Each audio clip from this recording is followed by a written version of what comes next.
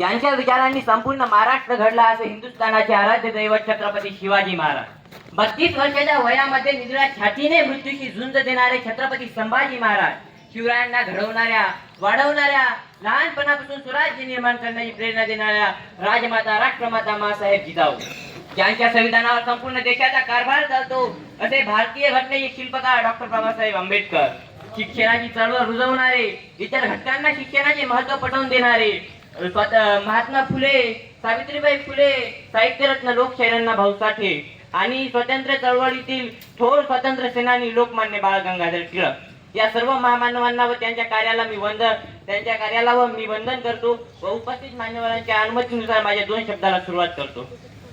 जेव्हा जेव्हा भारताला स्वातंत्र्य मिळवून देण्यासाठी केलेला संघर्ष आपल्या डोळ्यासमोर येतो, तेव्हा अनेक महापुरुष आपल्या डोळ्यासमोर येतात आणि त्यापैकी एक म्हणजे लोकमान्य बाळ गंगाधर टिळक।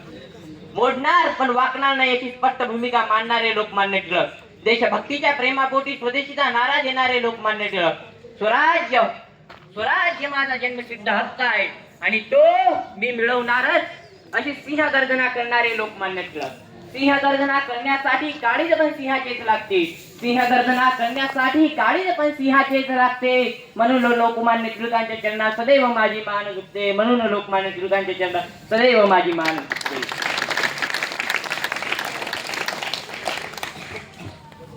रत्नागिरी जिल्ह्यातील चिखली या गावात 23 जुलै 1856 रोजी एका तेजस्वी सूर्याचा जन्म झाला आणि या तेजस्वी सूर्याच्या प्रखर प्रकाशामुळे अन्यायाचा अंधकार चिरला गेला। हा तेजस्वी सूर्य म्हणजे लोकमान्य बाळ गंगाधर टिळक। भारतीय स्वतंत्र चळवळीतील ते पहिले नेते म्हणून ओळखले जातात। त्यांना अन्यायाची चीड लहानपणापासूनच होती। त्यांच्यावर छत्रपती शिवाजी महाराजांच्या विचारांचा प्रभाव होता।